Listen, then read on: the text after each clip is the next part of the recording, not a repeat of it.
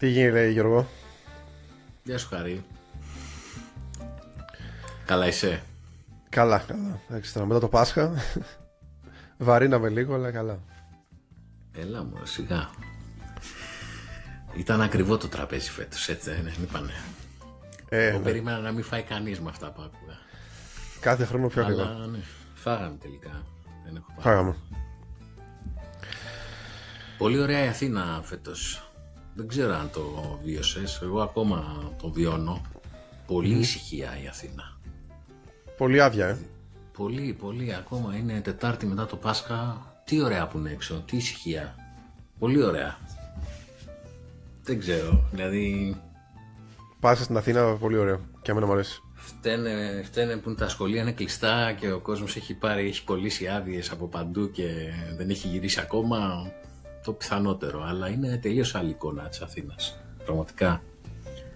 Κάτι τέτοιες ώρες. Ο Κλοντ έμεινε χωρίς δουλειά αυτές τις μέρες. Εντάξει. Τίποτα. Τι να κάνεις. Ρεπό. Θα ξεκουραστεί κι αυτός λίγο. Έτσι. Τόσο που έχει ακούσει. Για πες, έχουμε κάποιο καιρό τώρα, κανένα μήνα περίπου από το προηγούμενο. Τόσο περίπου ένα μήνα. Φαντάζομαι, ναι, έχουν συμβεί πράγματα. Έτσι. Επεισόδιο 2. Τα καταφέρουμε. Σιγά σιγά. Πάμε προς το στόχο. Ναι, εντάξει, έχει πλάκα το ταξίδι γιατί βλέπεις ότι. Μην βλέπεις εσύ που είσαι επαγγελματίας, YouTuber, streamer και όλα τα υπόλοιπα. Εδώ ψάχνω, εδώ παλεύω με τα μικρόφωνα, με τις ρυθμίσεις, με τις κάμερες. Ναι, κάνουμε και μισή ώρα πριν ξεκινήσουμε, κάνουμε και ένα έτσι setup. Εσύ το έχεις πιο πολύ από μένα. Να τα λέμε αυτά. Το έχεις πιο πολύ από μένα. Κάτσε, ακόμα ψάχνω τον εξοπλισμό. Ξέρω πώς θα τα ακούγονται τα keyboard, πώς θα πιάνονται τα κλικ. Ανακαλύπτω ακόμα πράγματα.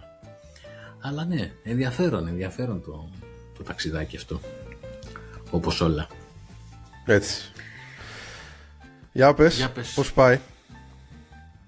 Πώς να πάει, πραγματικά πολύ γεμάτος μήνας. Έχουμε κάποια θεματάκια να συζητήσουμε. Είπες ο Κλοντ του δώσες ρεπό τώρα. Ναι. Πριν το ρεπό με τι ασχολιώσουν, τι έκανες? Τι να το θυμηθώ. Πάρα Ξέρω πολλά ότι πραγματάκια. είχες κάτι θεματάκια. Πάρα πολλά πραγματάκια, ναι. Εντάξει. Είχα και μία επίσκεψη από κάτι hackers η οποία με ταλαιπώρησε μερικές μέρες σε ένα παλιό σερβερ που είχε κάποια παλιά CMS στημένα τα οποία ήταν χτυπημένα, δεν ξέρω για πόσο καιρό, και είχε πολύ ενδιαφέρον όλο αυτό το attack. Δεν μου είχε ξανατύχει τόσο sophisticated attack, να σου πω την αλήθεια. Δεν είναι ότι απλά είχαν μπει και είχαν πάρει κάποιον έλεγχο και κάναν spam. Είχε πολύ ενδιαφέρον. Και DDoS φάγαμε κάποια στιγμή από 490 διαφορετικές IP. Που σημαίνει ότι ήταν στοχευμένο το attack που έγινε. Τι να σου πω, ο Κλοντ έκανε ό,τι μπορούσε. Προσπαθούσε να δώσει λύσεις για τα πάντα. Είπε και μπουρδες, όπως είναι φυσιολογικό. Βοήθησε. Βοήθησε αρκετά, βέβαια. Βοήθησε αρκετά. Αλλά μάλλον είχαν Κλοντ και οι άλλοι. Και ήταν λίγο περίεργο το μάτς. Ό,τι φτιαχνότανε, γκρεμιζότανε μετά από λίγο, τρέχανε αυτόματα ξανά πράγματα και ξανά μολύνανε αυτά που είχαν καθαριστεί. Είχαν επηρεαστεί, μέχρι και το SSH shell του σερβερ είχε επηρεαστεί, το είχαν πάρει και αυτό, είχαν τρέξει crons, είχαν φτιάξει subdomains. Μιλάμε για takeover του σύμπαντος, δεν ήταν. Και είχαν μπει από ένα συγκεκριμένο Joomla αρχαίο site, όχι και τόσο αρχαίο βέβαια, έχω και πιο αρχαία. Είχαν μπει από εκεί, από ό,τι αποδείχθηκε, γιατί έκανα πολύ ψάξιμο που καταλαβαίνεις επί κάποιες μέρες, αλλά δεν το πειράξανε το σημείο εισόδου καθόλου. Δηλαδή το Joomla site που ήταν το σημείο εισόδου για το attack δεν το πειράξαν καθόλου. Λογικό δεν είναι, δεν πρέπει να φάνουνε. Ναι, εντάξει, πολύ sophisticated, εμένα μου φαίνεται αρκετά ενδιαφέρον αυτό. Απλωθήκανε στα άλλα δύο subdomains που ήταν επίσης Joomla sites αρχαία και εκεί άρχισε να κάνει τα redirect και να απλώνεται και να κάνει τις ζημιές. Οπότε καθάριζες αυτά που φαινομενικά είχαν το πρόβλημα, αλλά το σημείο εισόδου ήταν αλλού. Και ήταν ένα πράγμα τώρα μέχρι να καταλάβεις από πού μπαίνει, με ποιο τρόπο το κάνει κτλ. Έφαγε αρκετό χρόνο. Εντάξει, πολύ ενδιαφέρον. Το λύσαμε. Ναι, εντάξει. Ναι, σταμάτησε. Αυτό έχει σημασία, εντάξει. Σταμάτησε. Με λίγο βίαιο τρόπο βέβαια. Ξυλώθηκαν όλα τα sites, κόπηκαν ολόκληροι ήπειροι από IP, ξέρω εγώ και τέτοια. Ηρέμησε κάποια στιγμή όμως το θέμα και αφού καθαρίστηκε μετά επαρκώς και όλο το σύγχυμα είναι βασικά να καταλάβεις από πού μπήκανε, από εκεί ξεκινάει. Ποιο ήταν το ευπαθές component που ήταν τρίπιο, να το κλείσεις για να σταματήσει το... Γιατί ήμασταν σε ένα terminal loop εκεί πέρα, έτσι, δηλαδή σου λέω, έκανα 3 βήματα μπροστά, 4 πίσω. Ναι, καθάριζε, ξαναμπαίνανε. Ναι. Οπότε ναι, δεν είχε πολύ πλάκα. Είχα και πάρα πολλά χρόνια, να σου πω την αλήθεια, να βιώσω κάτι τέτοιο. Και είχα σκουριάσει λίγο, αλλά ευτυχώς βοήθησε και ο Κλοντ αρκετά. Και ο φίλος που τρέχουμε τα πράγματα, ο συνέτερος εδώ, που είναι πιο συστεμάς, είχε ξεκινήσει, είχε βάλει firewall μπροστά, IP και τέτοια, έφαγε μια νύχτα δηλαδή να μπλοκάρει το DDoS. Ωραίο, ενδιαφέρον αυτό. Οπότε πρακτικά γύρισες όλα τα Joomla sites σε static, HTML, πώς το κάνατε? Όχι, αυτό καλά το θυμάσαι, γιατί το έκανα και αυτό, αλλά ήταν για άλλο case. Ήταν για ένα παλιό site που είχα πριν 13 χρόνια, κάτι τέτοιο, 12-13 χρόνια. Και ήταν εκεί, το είχα σε μια άκρη να κάθεται, γιατί έχει πολλά backlinks τα οποία το δείχνουν λεξικά, βιβλία, εγκυκλοπαίδειες και τέτοια, και δεν μου πάει η καρδιά να το κατεβάσω και να σπάσουν όλα αυτά. Οπότε το κρατάω τόσο καιρό, αλλά αυτό καταλαβαίνεις ότι είναι ένα πράγμα το οποίο ήθελε PHP 5.6 και MySQL 5. Και... Φρέσκο πράγμα.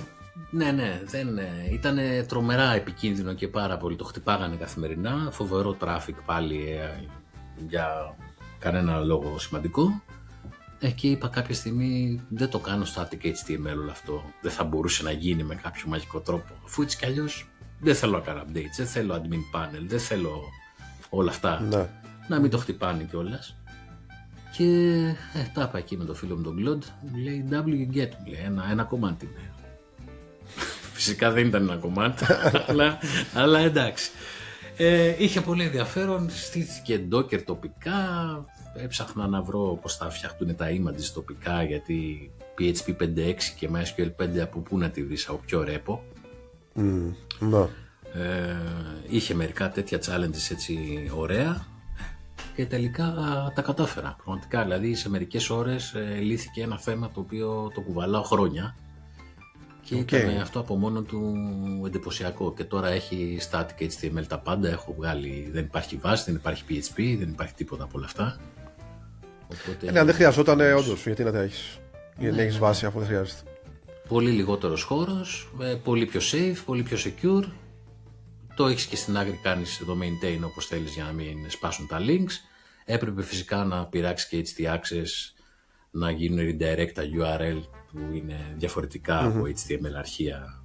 Είχε ένα complexity, αλλά και εκεί το AI, ρε παιδί μου, τι να πω, δηλαδή τώρα...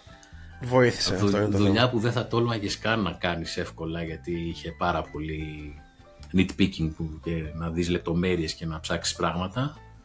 Αυτό κοίταγε και αν υπάρχουν οι αντιστοιχίες όλων των data της βάσης σε πραγματικά HTML αρχεία. Δηλαδή, μόνο αυτό θέλεις εβδομάδες για να το κάνεις, αν και δεν σου πω και ποτέ δεν μπορείς να το κάνεις. Οπότε, ναι, είχε ενδιαφέρον. Αυτό ήταν. Είδα, έγραψε και ένα ωραίο άρθρο πάνω σε αυτό. Ναι, γιατί είχε ενδιαφέρον η διαδικασία και νομίζω ότι λίγο πολύ θα προκύψουν και άλλοι που έχουν αντίστοιχο πρόβλημα και θα έχουν κάτι πολύ legacy που θέλουν απλά να υπάρχει σε μια κρούλα. Και έκανα ένα blog post σχετικό, μάζεψα το content από αυτό που έκανα τις τελευταίες ώρες, τέλος πάντων εκείνο το απόγευμα, και έγινε και ένα blog post και για να θυμάμαι και εγώ τι ακριβώς έγινε, γιατί μπορεί να βασικό, θα βρεις τα δικά σου, ναι, κλασικό. Και μπορεί να φανεί και χρήσιμο, βέβαια, ναι, είναι στο blog που έχω online. Μια χαρά. Εσύ πες μου τι παραδικό σου, πες μου, κάνα ταξιδάκι τίποτα, γιατί είσαι και τέτοιος. Έχουμε τώρα κάποια ταξιδάκια.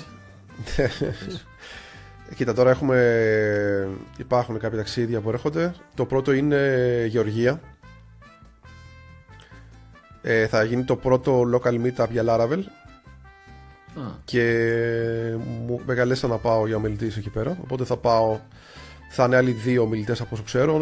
Ο ένας θα είναι Γεωργιανός, ο άλλος δεν ξέρω αν θα είναι ντόπιος και αυτός ή όχι. Οπότε μια πολύ καλή ευκαιρία να τεστάρω λίγο την ομιλία που θα κάνω στην Ιαπωνία. Που θα είναι το Laravel Live Japan περίπου μια εβδομάδα μετά την Γεωργία. Ναι. Οπότε θα μιλήσω για value objects και πώς τα χρησιμοποιούμε στον κώδικα για να κάνουμε λίγο πιο καλό bulletproof, να μην υπάρχει πρόβλημα, ειδικά εξειδικευμένα για το κομμάτι του Laravel. Θα μιλήσει και για πακέτο που το κάνει, υπάρχουν 2-3 ξέρω, ή γενικά για το pattern. Γενικά για το pattern.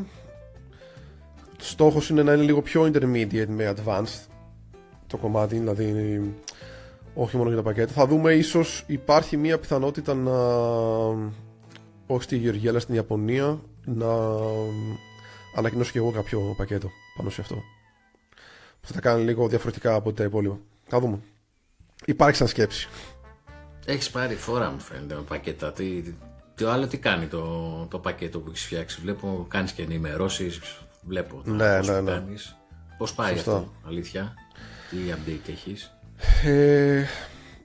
Από ό,τι είδα χτες έχει φτάσει στα 16.000 installs, το οποίο πάει καλά. Το πακέτο ονομάζεται Laravel Fuse for Laravel για την ακρίβεια, και έχει να κάνει με circuit breakers στο Laravel. Οπότε πώς πρακτικά μπορούμε να ελαχιστοποιήσουμε τα HTTP calls που κάνουμε σε third party APIs ή και internal microservices κλπ, τα οποία έχουν πέσει για κάποιο λόγο. Οπότε είναι καθαρά πρόβλημα δικό τους των third party services, και να κρατήσουμε, έχει να κάνει και με jobs και queues, οπότε κρατάμε πρακτικά ενεργά τα jobs μέσα στα queues, τα ανακυκλώνουμε, δεν τα πετάμε μέχρι να ξανανεύουν αυτά τα third party services και να προχωρήσει κανονικά η διαδικασία. Οπότε πρακτικά δεν χάνουμε καθόλου τα δεδομένα. Δηλαδή φαντάσου να είχες κάποιες πληρωμές να κάνεις μέσω queue. Κάνεις dispatch κάποια jobs στο queue για πληρωμές στο Stripe. Άμα το Stripe πέσει, δεν θες να χάσεις πληρωμές, λογικό. Οπότε πρέπει να σιγουρέψεις ότι θα γίνουν όταν το Stripe ξαναεπανέλθει μετά από κάποια ώρα. Και υπάρχουν και ένα πολύ ωραίο dashboard που έχω βάλει για να βλέπεις, να κάνεις monitor για αυτή τη διαδικασία. Μπορείς να το βάλεις σε όποιο service θες, configuration σε όποιο service θες. Είναι γενικά πολύ, πολύ ενδιαφέρον σαν concept. Μπορούμε να βάλουμε γενικά, κάποια notes, έτσι, κάποια URLs και τα λοιπά για όποιον ενδιαφέρεται να μπορεί να το βρει. Ναι, εννοείται. Στα YouTube βίντεο που ανεβάζουμε και γενικά στις ομιλίες εδώ που κάνουμε τις κουβέντες, θα φανεί χρήσιμο. Τώρα κατάλαβα και συνειδητοποίησα ότι επειδή στην τελευταία συνάντηση που κάναμε με το Laravel Meetup μίλησες για αυτό το πακέτο και τα είπες έτσι πολύ ωραία και αναλυτικά, ότι αυτό το εδώ πέρα το podcast που κάναμε ήταν και πριν το Meetup, οπότε είχαμε και ένα Meetup που κάναμε στο ενδιάμεσο έτσι στην Αθήνα. Σωστά. Κάναμε και το Meetup της Αθήνας. Ναι, το οποίο ήταν πολύ δυνατό. Είχε την πλάκα του, είχαμε κάποια τεχνικά θέματα, αλλά τα διορθώσαμε, θεωρώ. Για να δούμε. Ξέρεις, το επόμενο κάθε φορά αποδεικνύει τι μάθαμε από το προηγούμενο. Ναι, είχαμε κάποια προβλήματα με τον ήχο. Είχαμε τον Μποβίλας και μας μίλησε. Το Βίλας Κόροπ, ναι. Πολύ γνωστός στο κομμάτι του Laravel. Τι μας είπε, ποιο ήταν το θέμα του? Πρακτικά μιλούσε για τις δουλειές το 2026, στη δεκαετία, ας πούμε, στη χρονιά του AI, και πώς θα μπορούν, τι δουλειές υπάρχουν, άμα μειώνονται, αυξάνονται, γενικά, ειδικά για Laravel ή γενικά για προγραμματισμό, για τους juniors. Είναι και μίλησε για πολλά πράγματα. Είχε κάνει καλή έρευνα, νομίζω, είχε βρει δηλαδή αρκετά ωραία στοιχεία, οπότε μας είπε κάποια ενδιαφέροντα πραγματάκια. Ναι, είχε μερική, έτσι όπως το θυμάμαι, γιατί έχει περάσει και καιρός τώρα, είχε μερικές πολύ ενδιαφέρουσες πληροφορίες, η αλήθεια είναι. Ας πούμε, μάθε React ήταν η μία από αυτές. Άμα θες να μην μείνεις χωρίς δουλειά. Ναι. Γενικά είχε πολύ ενδιαφέρον να είχαμε αυτή την ατυχία με τον ήχο και τελικά δεν είχαμε stream πρακτικά, έτσι. Δεν μπορούμε να μοιραστούμε το αποτέλεσμα της κουβέντας αυτής. Τώρα όσοι τυχεροί ήρθανε το απόλαυσαν, οπότε την επόμενη φορά μην το χάσετε με λίγα λόγια. Δώσαμε και πράγματα από το Lara Connegiu, πάρα πολλά πραγματάκια, αυτοκινητάκια, μαξιλαράκια, φύσες, stickers, ό,τι είχαμε φέρει απ' έξω, που με δυσκολία τα φέραμε, να το πούμε και αυτό, προσπαθούσαμε να βρούμε χώρο να τα στριμώξουμε. Τα βρήκαμε και τα φέραμε, όσοι ήρθανε πήραν το καριτής τους και μας έχουν μείνει. Νομίζω ακόμα. Αυτό, ναι, έχουμε κάποια ακόμα, οπότε θα δοθούν και στα επόμενα. Που Θεσσαλονίκη έχουμε τον Ιούνιο, το επόμενο, νομίζω. Τον επόμενο είναι τον Ιούνιο και για την ακρίβεια... ακριβώς, ναι. Τώρα τον Ιούνιο στη Θεσσαλονίκη, λοιπόν, το επόμενο event που έχουμε είναι 4 Ιουνίου, στον ίδιο χώρο που είχε γίνει και πριν κάποιους μήνες στο OK Thes. Υπάρχει το link στο Luma, οπότε όποιος θέλει μπορεί να μπει, να γραφτεί, να έρθει να τα γνωριστούμε από κοντά. Και το επόμενο στην Αθήνα δεν έχει ακόμα κλείσει 100%. Υπάρχει μια ημερομηνία βέβαια. Είναι ακριβώς η επόμενη εβδομάδα, είναι στις 11 Ιουνίου. Ακριβώς επόμενη από το meetup της Θεσσαλονίκης. Και αναμένουμε απλά να κλείσουμε λίγο το χώρο, να το επιβεβαιώσουμε για να είμαστε ok και με αυτό. Ναι. Πολύ ωραία.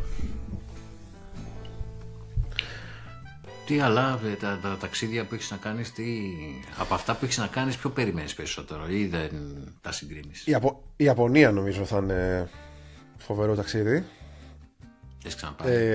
Έχω ξαναπάει Ιαπωνία, ναι. Είχα πάει πριν 3 χρόνια. Όχι για δουλειά. Είχα πάει έτσι διακοπές. Πολύ ωραία. Τώρα θα είναι λίγο πιο σφιχτό, να το πω έτσι. Αλλά θα είναι πολύ, πολύ ενδιαφέρον, πιστεύω. Θα είναι πολύ ωραίο. Θα είναι έτσι ένα διημεράκι. Η πρώτη φορά που γίνει στην Ιαπωνία ένα τέτοιο event επίσης. Οπότε δεν ξέρω τι να περιμένω. Εντάξει.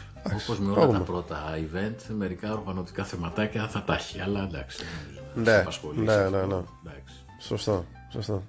Και θα το συνδυάσει, φαντάζομαι, και με λίγες διακοπές, έτσι. Όχι πολύ. Θα είναι κανένα τριήμερο οι διακοπές. Δεν θα είναι παραπάνω. Δεν θα έχω παραπάνω χρόνο, γιατί μετά από περίπου 10 μέρες, αφού επιστρέψω, φεύγω για Άμστερνταμ. Γίνεται το PHP Verse, που το οποίο είναι ένα online event που έχει να κάνει με PHP. Το διοργανώνει JetBrains, η εταιρεία, στα γραφεία της. Είχε γίνει πέρσι το πρώτο, φέτος θα γίνει το δεύτερο ever. Και θα είναι οι παρουσιαστές θα είναι πρακτικά ο Brad που δουλεύει στη JetBrains και ο Nuno Maduro που είναι στη Laravel. Και πάω εκεί πρακτικά για λόγους δουλειάς. Έτσι, θα πρέπει να πάρω. Θα είμαι μέσω του Laravel News. Αυτό θα σε έδωγα, ναι. Και θα πρέπει να πάρω συνεντεύξεις από όλους τους συμμετέχοντες. Θα έχει και άτομα από το PHP, από το board στο PHP Foundation. Θα έχει πολύ κόσμο, πολύ γνωστό κόσμο στον τομέα της PHP τουλάχιστον. Οπότε θα καλύψουμε αυτό το κομμάτι. Έχουμε και έναν δικό μας τώρα στο board της PHP, Έχουμε και ένα δικό μας πλέον. Ισχύει. Έχουμε και ένα δικό μας επιτέλους. Πρόσφατο το αυτό. Το Matt Stauffer, ναι. Πριν μια εβδομάδα νομίζω ανακοινώθηκε. Πολύ σημαντικό. Ναι. Οπότε μπορεί να μας βοηθήσει στα Laravel πραγματάκια που προσπαθούμε να περάσουμε ανά περίοδο στη γλώσσα. Ναι, σίγουρα θα βοηθήσει.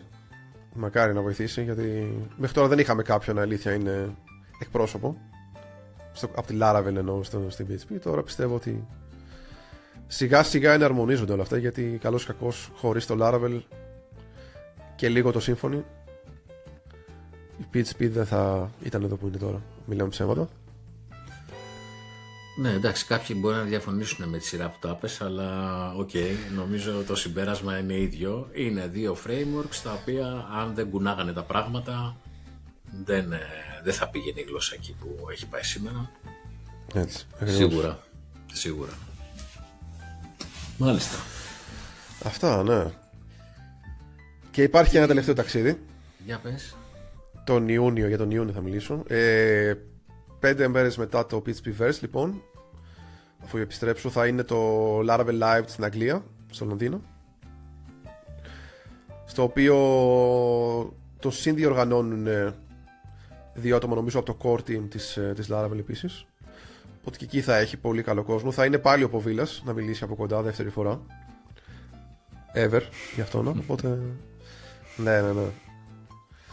Θα έχει ωραίο κόσμο πάλι. Γενικά έχει τρεξιματάκι, δεν είναι. Εντάξει, καταλαβαίνεις ότι είναι λίγο προκλητικό το ότι ταξιδεύεις τόσο συχνά σε τόσο ωραία πράγματα, έτσι. Δηλαδή για κάποιους λένε τι κάνει αυτός, τι γίνεται, πώς ζει, τι δουλειά κάνει. Δηλαδή με έχουν ερωτήσει αρκετές φορές, να σου πω την αλήθεια. Εντάξει, βέβαια κάποια από τα ταξίδια που κάνεις είναι και μέρος της δουλειάς, έτσι. Δηλαδή για το Laravel News, ας πούμε, θα παίρνεις συνεντεύξεις. Σωστά. Είναι συνδυαστικά κατά βάση. Επίσης, αν τα συνδυάσεις με Σαββατοκύριακα είναι ακόμα καλύτερα. Ακόμα πιο εύκολο να κάνεις κάτι. Εγώ θα πω ότι έχει και λίγο κούραση αυτό από πίσω του πάντως. Δηλαδή, ειδικά όταν πρέπει να κάνεις και συνεντεύσεις και τα λοιπά, έχει μια προετοιμασία, πρέπει να κάνεις ένα planning, δηλαδή είναι δουλειά, πώς να σου το πω. Ναι, εννοείται εσύ. Δηλαδή και στο Laracon που σας είδα σαν κρού εκεί και εντάξει δεν ήσουν αποκλειστικά μόνος να το τρέχεις, που προφανώς η πίεση ήταν τελείως διαφορετική. Έβλεπα ότι τρώγατε χρόνο, έτσι, δεν ήταν φάγαμε και τις 2 μέρες σχεδόν, δηλαδή ελάχιστες στιγμές δεν είχαμε δουλειά. Δηλαδή να έχουμε κάποιον να μιλήσουμε, να κάνουμε συνέντευξη κλπ. Και φαντάσου τώρα πόσο μάλλον αυτά που έχω πρέπει να μιλήσω κιόλας, δηλαδή να έχω το άγχος, το δημιουργικό.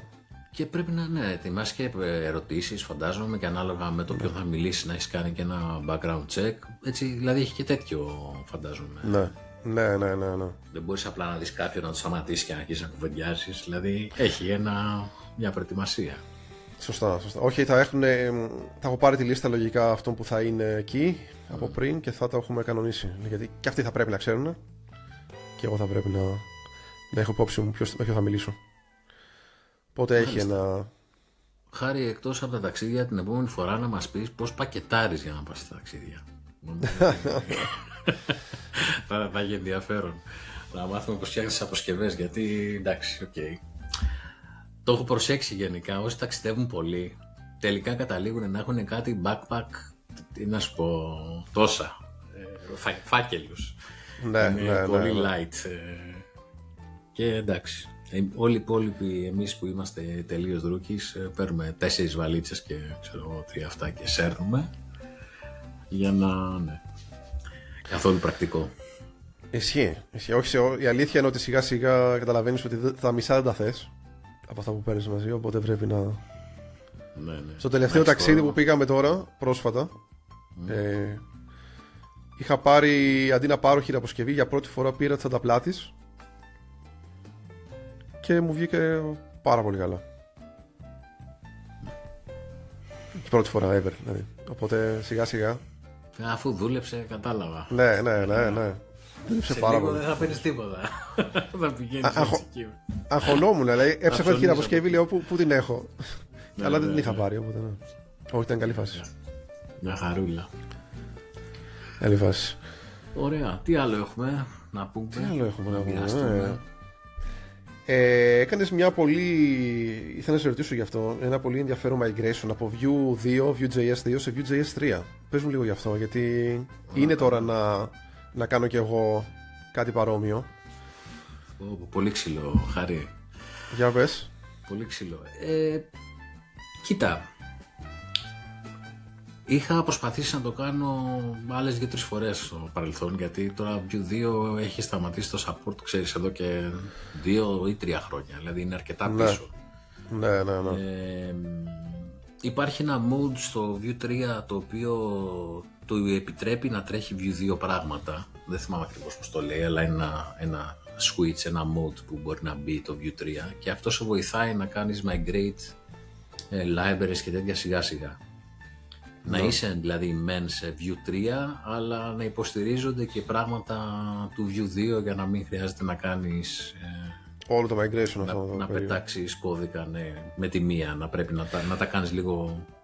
Αυτό έχει να κάνει και με πακέτα που χρησιμοποιείς. Δηλαδή σου αφήνει πακέτα που κάνουν support μόνο Vue 2. Όχι. Έχει να κάνει καθαρά με τα κομμάτια κώδικα που ενώ ξυλώθηκαν από το 3, όταν είσαι σε αυτό το mood δεν ξυλώνονται, οπότε μπορείς να συνεχίσεις να τα χρησιμοποιείς. Κάτι filters, κάτι inline templates. Εγώ ας πούμε με αυτό είχα τεράστιο πρόβλημα, γιατί back in the day, όταν το ξεκίναγε το Vue και το Laravel παρεούλα και ήταν όλα έτσι αγαπημένα, ο Taylor είχε το pattern inline templates, όλα blade τα templates και πάμε έτσι. Και δεν ξέρω αν θυμάσαι, υπήρχε έτσι μια διαφωνία και με τον Evan You, του έλεγε ότι είναι anti-pattern αυτό και θα το ξυλώσω στην επόμενη version. Αυτό τώρα από Vue 1 σε Vue 2, έτσι. Το κράτησε σε Vue 2 ο Evan το inline templates, αλλά γκρίνιαζε από τότε.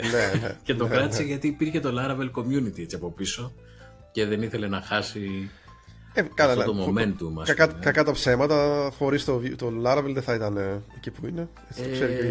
Κοίτα, αυτό είναι επειδή κοίταξα και διάφορα ιστορικά στοιχεία και κάτι ντοκιμαντέρ που βγήκανε και τα λοιπά, ήταν αληθές μέχρι τότε. Ότι όντως δηλαδή το boost του το έδωσε το Laravel, το Vue ξεκάθαρα και έφτασε, αλλά από ένα σημείο και μετά έγινε τόσο γνωστό σε τόσους κύκλους που το Laravel δεν ήταν το βασικό κανάλι επικοινωνίας το οποίο το έκανε να μεγαλώνει. Είχε αρχίσει να ξεφεύγει από μόνο του και δεν είχε πρακτική ανάγκη το κοινό του Laravel. Δηλαδή θα έχανε κόσμο προφανώς άμα δυσαρεστητούσε, αλλά δεν θα τελείωνε κιόλας. Δηλαδή, και εκεί νομίζω κάπου ο Evan είπε όχι, δεν μ' αρέσει αυτό το pattern καθόλου, δεν μ' αρέσουν τα inline templates, θα τα ξυλώσω. Και στο Vue 3 τα ξύλωσε. Οπότε αυτό έχει σαν αποτέλεσμα, αν έχεις κάνει αυτή την ιστορία να βάλεις inline template στα components και το να μην είναι μέσα στο ίδιο αρχείο το template, αλλά να είναι σε blade files, το οποίο θα μπορεί να πει κάποιος που δεν το ξέρει ότι συνέβαινε αυτό το πράγμα. Για ποιο λόγο το έκανες ρε φίλε αυτό το πράγμα, για ποιο λόγο να το κάνεις αυτό. Η απάντηση είναι γιατί λειτουργούσαν όλα τα blade PHP πράγματα. Όλα τα languages, όλα τα translated αρχεία, όλη η λογική που υπήρχε σε PHP, σε tags κτλ. Λειτουργούσε και στο Vue αντίστοιχα. Οπότε αν είχες ένα multi-language ας πούμε σύστημα όπως εγώ είχα τότε, δεν χρειαζόταν να περάσω μεταβλητές με γλώσσες από το backend στο frontend κτλ. Γινόταν real time σε επίπεδο template. Οπότε το inline template για μένα ήταν μεγάλο πρόβλημα με το Vue. Ήταν το βασικό κόλλημα του να γίνει migrate. Το δεύτερο ήταν τα components. Τα ίδια τα components, δηλαδή components που δεν μεταφέρθηκαν ποτέ σε Vue 3 και έπρεπε να αντικατασταθούν. Αυτό ήταν το κυριότερο πρόβλημα. Και λιγότερο ο κώδικας, ότι ήταν τόσο πια φανταστικές οι αλλαγές που εντάξει δεν μπορούσε, θα τρώγες 2-3 απογεύματα, ξέρω εγώ 4-5 μέρες, θα τον άλλαζες τον κώδικα τελικά. Το πρόβλημα ήταν όλα τα υπόλοιπα, δεν ήταν ο κώδικας, ήταν τα πακέτα και τα inline templates. Τα κατάφερες όμως. Με Cloud Code, χάρη πραγματικά. Ενώ 2026 Cloud Code, γιατί είχα δοκιμάσει και πρωτοβγεί το πρώτο μοντέλο έτσι που ήταν και λίγο χαζούλι. Τι να σου πω, σε 2 απογεύματα το έκανα. Δηλαδή σήμερα θα γίνει μάλιστα συστηματικά το push for production, οπότε περιμένω να δω και πώς θα πάει και αυτό. Αλλά μιλάμε για ένα φοβερό milestone που ήθελα πολλά χρόνια. Είχες και πακέτα σε Vue 2 τα οποία ήταν dependent σε όλο το υπόλοιπο και τα άλλαξες στο Vue 3? Πάρα πολλά. Που γίνανε native components τα οποία υποστηρίζουν πια όλοι οι browsers, τύπου date pickers ας πούμε και τέτοια πράγματα, που χρησιμοποιούσα κάποια τέτοια πακέτα,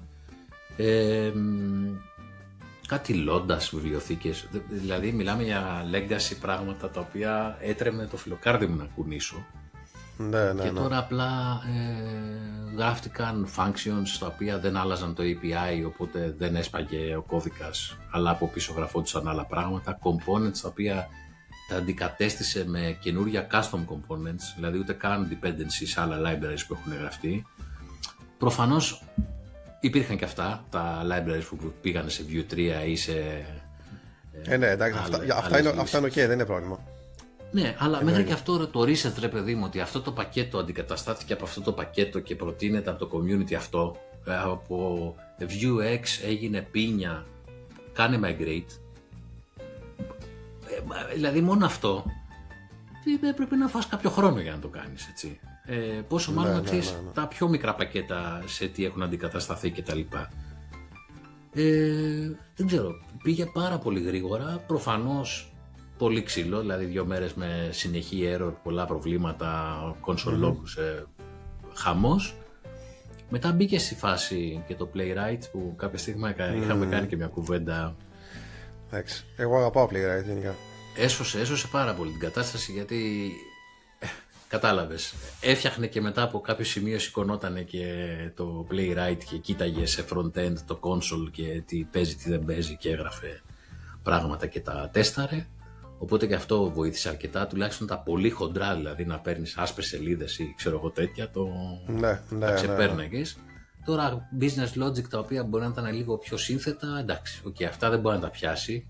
Πρέπει να κάνεις ένα καλό ίσως QA, όχι ίσως, σίγουρα, για να το λύσεις, αλλά το 80% το ξεπέρναγε έτσι απλά. Ενθουσιάστηκα, πραγματικά σου μιλάω, δηλαδή αυτό το πράγμα είναι ένα τεράστιο milestone για μένα, το ότι μπόρεσα να το βγάλω από πάνω μου και το ότι έγινε τόσο γρήγορο είναι απλά εντυπωσιακό. Δηλαδή, τι ζούμε, τι πάλαβες εποχές ζούμε. Φοβάμαι πολύ να το δοκιμάσω, δηλαδή το είχα δοκιμάσει λίγο με το πρώτο ChatGPT, δηλαδή πρέπει να ήταν το 4, δηλαδή μιλάμε τώρα πάνω από 2 χρόνια. Και πάλι είχα παρόμοια αποτελέσματα, δηλαδή δεν την πολύ πάλεψα. Οπότε τώρα θα το ξανακάνω μία, να δω μήπως και καταφέρω. Θα δούμε, έχει πολλά πακέτα. Περιμένω, ναι, αυτά τα πακέτα είναι το μεγάλο το πρόβλημα. Τα dependencies, είναι... Και στο Laravel όταν κάνεις upgrade, αυτά δεν είναι το μεγαλύτερο πρόβλημα. Ακριβώς. Συνήθως. Τι έχει μείνει πίσω και τι πάει μπροστά και όλα τέτοια. Αυτή τη στιγμή έχουμε 12 ή 13 πακέτα τα οποία είναι outdated, έχουν γίνει drop και τα κάνω maintain μόνος. Κάθε φορά που κάνει update το Laravel σε νέο version πρέπει να μπω σε κάθε πακέτο. Κάνεις bump το ναι, pipe, για να τα κρατήσω σε ένα level που να παίζουν όλα. Και μετά υπάρχουν περιπτώσεις που σκάει κάτι γιατί ένα άλλο πακέτο στο οποίο κάνει depend το άλλο πακέτο δεν έχει κάνει update. Τέλος πάντων, είναι ολόκληρο. Όσο λιγότερα dependencies, τόσο καλύτερα. Ξεκάθαρα. Ναι. Καλά, σίγουρα. Από την άλλη, μην τα γράφεις και όλα μόνος σου. Υπάρχουν dependencies που είναι καλό να κάνεις. Ναι, αυτό. Εντάξει. Συμφωνώ σε αυτό. Απλά να υπάρχει ένα όριο, γιατί μετά θα έχουμε θέμα. Δεν είναι... Σίγουρα. Από δίσκους που θα πας. Από δίσκους. Από δίσκους, ναι. Από βινίλια. Ήδη ξέρω ότι κάνεις δυνατή συλλογή. Εντάξει, έχω κόψει ταχύτητες τελευταία. Πηγαίνω πιο αργά. Συγκρατημένα, θα λέγει κανείς. Ναι, πιο συγκρατημένα. Εντάξει, αλλά οκ. Ναι, συνεχίζει τώρα το πράγμα. Τελικά γίνονται ανά δίμηνο, τρίμηνο κάποια flea market στην Αθήνα. Δεν ξέρω αν γίνονται κι αλλού, αλλά εδώ κατάλαβα ότι έχει μια ροή τέτοια. Γιατί ανά 2-3 μήνες γίνεται ένα event στον Γκάζι με βινίλια. Και επειδή τον τελευταίο χρόνο το έχω παρατηρήσει ότι είναι ανά 2-3 μήνες περίπου, οπότε είναι μάλλον it's a thing. Συμβαίνει απλά κάθε τρίμηνο αυτή η συνάντηση. Και ναι, έχει την πλάκα του. Ότι υπάρχει και πηγαίνεις εκεί πέρα. Και πάλι είδα πάντως αυτό, κάτι νομίζω είδα. Κάτι είδα ότι έφτιαξες γι' αυτό, Πολύ ωραίο frame. Ναι, έφτιαξα ένα app. Ήθελα να μου λύσει το πρόβλημα εκεί πέρα, γιατί ήθελα να βλέπω δίσκους και έπρεπε να ανοίγεις το Apple Music ή το οτιδήποτε library θέλεις, να πληκτρολογήσεις το δίσκο, να βρεις το δίσκο, να πατήσεις, σε περίπτωση που δεν ήξερες τι ακούς, έτσι, γιατί θες να πάρεις ένα ολόκληρο άλμπουμ. Οπότε όλο αυτό το πράγμα έτρωγε πάρα πολύ χρόνο όταν είσαι τώρα ασκημένος και ξεφυλίζεις τύπου αρχαίο βιντεοκλάμπ, ας πούμε, τους δίσκους και έχεις κι άλλους 10 από πίσω σου να κοιτάνε. Ήθελε κάτι λίγο πιο γρήγορο και μετά από κάποιες προσπάθειες που έχανα πάρα πολύ χρόνο, λέω δεν φτιάχνω ένα application, γιατί δεν βρήκα και κάτι να σου πω έτοιμο. Και έφτιαξα έτσι ένα μπαμπαμ με τον φίλο μου, τον Claude, και PWA και από κινητό, ξέρω εγώ και αυτά, και η λογική είναι ότι φωτογραφίζεις το εξώφυλλο και ανάλογα το library που έχεις πάει και βρίσκει στοιχεία, τι είδος μουσικής είναι, ξέρω εγώ, προτινόμενους άλλους δίσκους της κατηγορίας που μπορεί να πουλιούνται. Προφανώς τα ακούς κατευθείαν με ένα κλικ, δεν πας να ψάξεις, να βρεις, να δεχτείς. Ναι, τέλειο αυτό. Και όλα αυτά. Και το κυριότερο είναι ότι κρατάει και ιστορικό. Δηλαδή, ειδικά αν κάνεις σε τίποτα τσάρκες και πηγαίνεις σε, ξέρω εγώ, 4-5. Τα έχουμε κάνει και μαζί στη Θεσσαλονίκη. Ναι. Πήγαινα από εδώ και από εκεί, πήγαινα σε ένα μαγαζί από εδώ, σε ένα μαγαζί από εκεί. Μπορείς να δεις, να κάνεις store 5 δίσκους που βρήκες από το ένα και άλλους 6 από την άλλη, και επειδή μένει το ιστορικό, βλέπεις και ποιες ημερομηνίες έχεις πάει πού και τι έχεις ακούσει. Οπότε βοηθάει και αυτό αρκετά. Και γενικά μου έχει δουλέψει. Το έχεις ανεβάσει αυτό, Το έχεις ανεβάσει αυτό, πώς λέγεται? Δωρεάν είναι, δεν είναι. Ναι, είναι κάπου. Μπορούμε να αφήσουμε ένα link πιο μετά. Ούτε καν που θυμάμαι πως το έχω πει. Αλλά ναι. Η φορά που δεν μου δούλεψε ήταν μια αστεία φορά στη Θεσσαλονίκη που δεν είχε ίντερνετ. Ήταν σε ένα υπόγειο και λέω, εντάξει, αυτό δεν μπορώ να το κερδίσω. Αν δεν είχε ίντερνετ, απλά δεν μπορώ να το ακούσω. Τι να κάνουμε. Εντάξει. Αλλά σε όλες τις περιπτώσεις δούλεψε μια χαρά. Εντάξει, την έκανε τη δουλειά. Θα το βάλουμε κάτω στα notes και αυτό. Όποιος γουστάρει. Παλαβά πράγματα, έτσι. Να έχεις μια ιδέα και να το φτιάχνεις έτσι, ξέρω εγώ, 2 απογεύματα, 3, πόσο μου πήρε εμένα, γιατί είχα και μεράκι. Ή ξέρω εγώ, οι άλλοι φίλοι μας εκεί στο Laracon που έφτιαξε ολόκληρο app που δεν έχει σχέση με προγραμματισμό για να δει μανατζάρει τον κόσμο. Ναι. Τι κουφό τώρα. Από το που δεν έχει καμία σχέση. Ναι, καμία σχέση τώρα. Και έφτιαξε ολόκληρο web app να μανατζάρει το event. Τρομερό. Δεν ξέρω. Ναι. Μα πλέον δεν χρειάζεσαι γνώσεις προγραμματισμού, όσο να μπορείς να εκφραστείς. Δηλαδή να πεις αυτά που θες ακριβώς όπως πρέπει, για να μπορέσει το LLM, το εκάστοτε LLM να τα αποτυπώσει. Γι' αυτό και πλέον υπάρχουν και οι prompt engineers. Δηλαδή σιγά σιγά πάμε κατά εκεί. Θα χρειάζεται μόνο να πεις το σωστό prompt. Πάντως δεν ξέρω, είναι λίγο ανώμαλο, έτσι, η φάση μας οι προγραμματιστές. Δηλαδή χάνουμε τη δουλειά μας μέσα στη μούρη μας και είμαστε ενθουσιασμένοι γι' αυτό.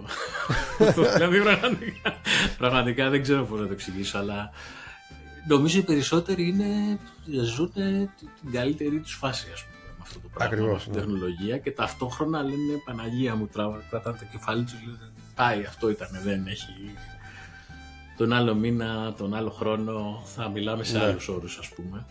Αλλά ταυτόχρονα είναι όλοι κατανθουσιασμένοι, έτσι. Από τον Jeffrey Way, από αυτούς που ξέρουμε, τον Tailwind, CSS, από όποιον θες, από αρκετά έτσι, σημαντικούς ανθρώπους, μέχρι και εμάς βέβαια, τους ίδιους. Είμαστε ενθουσιασμένοι και πανικόβλητοι ταυτόχρονα. Είναι χαρμολύπη όλο αυτό που γίνεται. Προς το παρόν ίσως δεν έχουμε δει το αντίκτυπο στην δική μας πλευρά. Δηλαδή, το έχουμε δει σε μεγάλες εταιρείες ή ακόμα και σε κάποιες πιο educational video content κλπ. Όπως το Laracast, ξέρω εγώ, και τα Tailwind Labs. Αλλά δεν ξέρω. Εγώ θεωρώ ότι όσες δουλειές κόψει, τόσες δουλειές και παραπάνω θα δώσει. Είμαστε αυτή τη άποψη. Είμαι αισιόδοξος. Προσπαθώ να είμαι. Οπότε θεωρώ ότι άμα είσαι στα πράγματα και ασχολείσαι, η ελπίδα υπάρχει. Μάλιστα. Πρέπει να κάνουμε ένα podcast μόνο με αυτό, γιατί μου έχει δημιουργήσει 4 κιλά απορίες τώρα. Αλλά οκ. Τα ακούω. Μια χαρά. Ωραία. Δεν ξέρω, έχεις κάτι άλλο ως προς του πλανήτη? Έχουμε κάποια εξέλιξη, κάτι έτσι να αναφέρουμε σημαντικό? Ως προς του πλανήτη. Συνήθως η Anthropic κάνει πράγματα και εκνευρίζει κόσμο. Ωραία, ναι, να πούμε και αυτό. Ναι. Ως τελευταίο για σήμερα ίσως. Λοιπόν, υπάρχουν 2-3 εξελίξεις με βάση την Anthropic, η οποία είναι η Anthropic και OpenAI. Φαντάζομαι ότι αυτές είναι οι δύο κυρίαρχες πλέον στον κόσμο του LLM. Έχει κάνει κάποια πραγματάκια, κάποια καλά, κάποια όχι τόσο καλά, θα λέγαν κάποιοι. Δηλαδή, θα ξεκινήσω με το ότι όλοι γνωρίζουμε την τεχνολογία που υπάρχει πλέον που λέγεται OpenClaw. Και άμα δεν το ξέρετε, ψαχτείτε OpenClaw. Ωραία. Είναι μια τεχνολογία με την οποία μπορείς να κάνεις πολλά ενδιαφέροντα πραγματάκια. Για παράδειγμα, εγώ το έχω τεστάρει στις αρχές του όταν υπήρχε. Χρησιμοποιεί από πίσω κάποιο LLM. Συνήθως το κάνανε πολύ, το συνδυάζανε με Claude, γιατί αυτό είναι το καλύτερο μοντέλο. Είχε μια αλληλουχία σκέψεων, εισαγωγικά σκέψεων, και μπορούσε να κάνει. Εγώ για παράδειγμα είχα καταφέρει και είχα παραγγείλει. Νομίζω το είχα αναφέρει, νομίζω. Μπράβο. Είχα παραγγείλει μέσω eFood ή μέσω Volt κανονικά. Δηλαδή, και υπάρχουν περιπτώσεις που διαχειρίζονται ολόκληρες εταιρείες πλέον μέσω αυτών. Οπότε, επειδή γινόταν πολύ αλόγιστη χρήση μέσω του μοντέλου της Claude και μέσω του subscription κατά βάση του μοντέλου, γιατί άμα πληρώνεις 100 και $200 και σου φέρνει πίσω $5,000 αυτό, δηλαδή έχεις τόση χρήση, κάποια στιγμή καταλάβανε ότι δεν δουλεύει, και επειδή πλέον όλοι το κάνανε, και κόψανε το subscription μοντέλο της Anthropic. Και υπήρχε ένα δράμα την τελευταία εβδομάδα στο Twitter βάσει αυτό. Κράζαν τα πάντα από κάτω κλπ. Και αναγκαστήκαν όλοι και γύρισαν σε Codex, σε OpenAI, που εκεί μπορείς ακόμα να χρησιμοποιήσεις το subscription μοντέλο και όχι το AI. Οπότε ή θα πλήρωνες πολύ χρησιμοποιώντας το API τους. Και μάλιστα νομίζω ότι έκανε και την κίνηση Matt εκεί το παλικάρι της OpenAI και έφτιαξε πλάνο ίδιο με το Claude, το $100. Σωστά. Οπότε ναι, ήταν τελείως επιθετική κίνηση, θα έλεγα. Ακριβώς. Πήραν όλο τον κόσμο από την Claude, από την Anthropic, και όποιοι χρησιμοποιούσαν OpenClaw πήγαν στην OpenAI πλέον. Το οποίο, ναι, καλό είναι από τη μεριά της Anthropic, γιατί θεωρώ ότι δεν είχε τη δύναμη να υποστηρίξει όλο αυτόν τον κόσμο, γιατί ήθελε να κάνει άλλα πράγματα με το δυναμικό που έχει, με τις κάρτες γραφικών, με τις μνήμες και όλα αυτά. Αλλά σπρώχνει όλο αυτόν τον κόσμο στην OpenAI και θέλουμε να υπάρχει ανταγωνισμό γενικά μεταξύ όλων αυτών.